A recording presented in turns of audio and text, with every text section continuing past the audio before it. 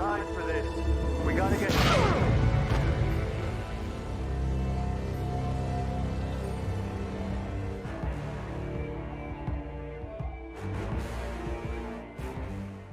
Hey guys, it's a boy Serial. What's up, guys? It's Reed. And welcome back to episode 7 of the Mando pod, where we break down and look at the top moments from chapter 14, The Tragedy. It was only a half-hour episode, a little bit over half an hour, but it was jam-packed full of action from start to finish. Some old faces, some faces we thought we might not see again, and again, spoiler warning, we're going to be talking about the episode and everything that happened. Thank you guys for watching.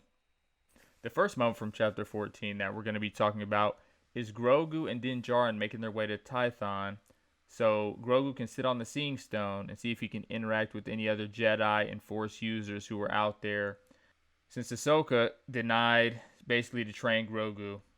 So, in this scene, we get Grogu sitting on the stone, and at first, nothing is really happening, and then Djarin isn't sure what's going on. But then we see it light up blue in some kind of energy field, kind of similar to some energy fields we see in Star Wars Rebels, kind of appears, and it also looks similar to what you see in Jedi: The Fallen Order video game that just came out not too long ago, I believe last year. So Grogu is on the Seeing Stone. It's a beautiful temple with some pillars kind of arching in, and it creates this huge energy field that even Din Djarin himself can't even breach or reach through. Obviously, the Force, we know, very strong, very protective, and Din Djarin finds out the hard way several times. He's not getting anywhere near Grogu while this Seeing Stone is going off. But the blue energy field, special effects, and just the visual was really cool, and it almost reminded me of kind of like a Halo. There are these Covenant devices that send these blue rings down, and it seemed very similar to that visually, but I thought that was a pretty cool opening scene. And we see that Yoda was interacting with some Jedi, so hopefully we'll find out what exactly he was seeing or who exactly he was interacting with, and hopefully someone heard his call.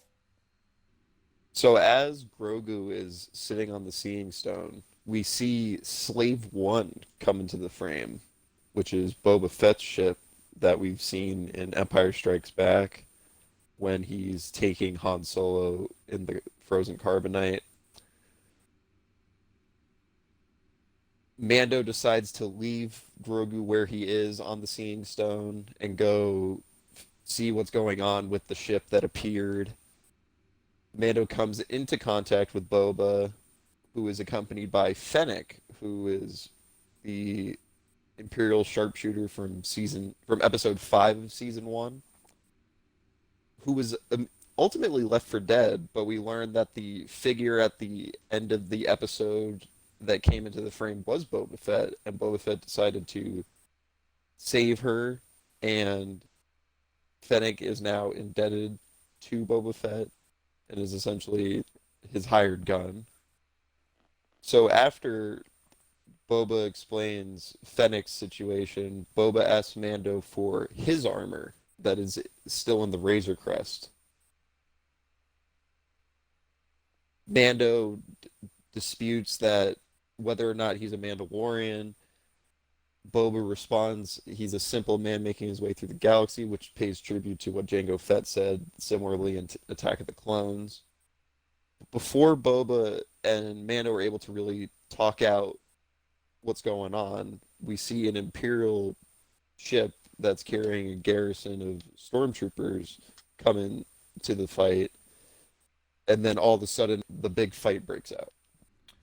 So yeah, Reed, then we get to the big battle of the waves of stormtroopers pulling up on Boba Fett, Fennec, and Din Djarin, and we see Boba Fett and Fennec quickly spring into action, and we can see Boba Fett is actually using the signature Tusken kind of weapon, the Tusken Club, and he is absolutely massacring these stormtroopers, just smashing their armor off. I mean, you can see that stormtrooper's mask is almost completely smashed. That he has this aggressive, just angry face as every person he is just completely dismantling on his path. and it was amazing to watch. I like seeing Denjard fight, but it was nice seeing a different Mandalorian fight as well. And then you can see him eyeing the Razor Crest and his armor, like it's a man on a mission to get his armor back. And then we can see Fennec just absolutely being a sharpshooter, sniping around rocks, running around, using the environment. She kicks a boulder down into a wave of stormtroopers, which is a really fun scene. It was almost comical. You could tell the boulder was just about to roll over everybody. There was a guy on a machine gun who got absolutely pancaked. Why he didn't run away, who knows, but I bet he wishes he would have. So some pretty cool fight scenes in there with Fennec and Boba Fett, and then Denjard came in to help after trying to rescue Baby Yoda. So as the fight's getting tougher for Fennec, we see Mando come back into the fight after leaving the Jedi Temple and leaving Grogu there. Mando's taken quite a bit of shots. The armor's taken quite a beating, and then out of nowhere we see a bit of a familiar grenade from probably more so from old Star Wars games, and that kind of gave us a hint of what we were about to see. And then all of a sudden we see a certain figure come into the frame that we've seen before, and it's Boba Fett in his armor 40 years later, after the movie, after the Sarlacc pit. And then we just see this amazing action sequence. And Tamir Morrison actually did the stunts for this, which is actually so cool to watch and so cool to see. The armor doesn't exactly fit the way it fit Boba in Empire Strikes Back, but it still was so great to see and such an awesome thing to see. He takes out the ships of stormtroopers fleeing with his rocket, which is pretty impressive. Then out of nowhere, we see a huge blast come from the sky, and it takes out the Razor Crest, just like that. The beloved ship that we've seen Mando ride around the entire time we've been watching is gone just like that. Also, we see the Dark Troopers finally be deployed by Moff Gideon. So we see Moff Gideon deploy the Dark Troopers, and they go to retrieve the child. We see some similarities between Iron Man. I don't know if Jon Favreau did that on purpose with these Dark Troopers. And they swoop in, they take the child. Mando's not able to get there in time. Boba tries to trail them to see if maybe there's a chance to save the child. Boba sees this huge Imperial Star Destroyer that he hasn't seen in a few years. Says the Empire's back, and then he turns away and falls back. The Beskar that you hinted about that you thought was going to fight the Darksaber was still safe after the crash site and all the debris. So the Beskar was safe. And I believe the little knob was safe. He retrieves that. Another just symbol of the connection between Denjard and Grogu, and how we've just seen that knob, especially like this season, but even a few times last season, show up. And Fennec and Boba Fett let Mando know, Denjard, he's not alone, that they're going to keep up their end of the deal. They promised to keep him safe, him as in Grogu. They haven't done that, so they've pledged their allegiance to him. And it seems that they're going to form somewhat of a little group to try to, rescue or break out Grogu here soon from the Imperial Army. So after Boba pledges his allegiance to Mando in hopes to retrieving the child and saving the child, we see Slave One go back to Navarro. So Mando is able to talk to Cara Dune, who is now officially a part of the New Republic as a marshal for Navarro. Mando is asking Cara to look up the character that Bill Burr plays back from the prison episode in season 1, because he had an Imperial background and he might have an idea of where to find Moff Gideon. Speaking of Moff Gideon, after that we cut to the Imperial Star Destroyer from earlier in the episode.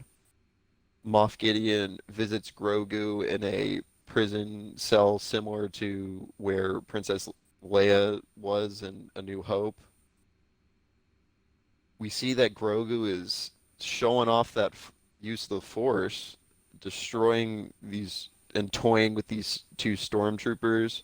Moff Gideon seems to be loving every minute of it, as we see Grogu showing some signs of the dark side, not so much showing the dark side.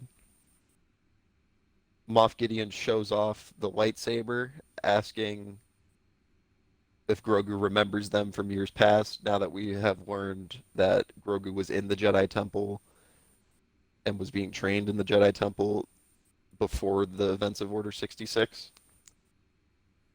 It'll be exciting to see what Baby Yoda will do, or sorry, Grogu will do. I think that them showing off Grogu reaching for the lightsaber was a sign that Grogu will have some connection to that dark saber down the line. Yeah, reading the episode ends with Grogu in these tiny little cuffs. It's sad, but it also looks so cute at the same time, and he's also very tired from using the Force. Moving forward, as you already talked about with the Cara Dune thing, and we know they got Boba Fett and Fennec, I think they're forming some kind of small team. I'm interested to see if Ahsoka or Bo-Katan are going to step up and be in this or in the next episode and help in this escape, or somehow show up, because I know Bo-Katan wants that dark saber back, and so I'm curious if I think she's going to be in the next episode fighting Moff Gideon, trying to get the saber back and kind of distracting Moff Gideon and his troops while they kind of try to rescue Grogu. So that's why I think it's probably going to happen next episode. What do you think? It's also pretty interesting to see how they're going to try to incorporate Bill Burr's character, because I just don't think he would get along with everyone. So I'm just curious, like, how they're gonna mesh that group, or if they're just gonna use him to find Moff Gideon and then just toss him away. And a quick but special shout out to Boxley YT for the comment on the last video. Thank you so much for finding these videos interesting and showing us love. We appreciate you.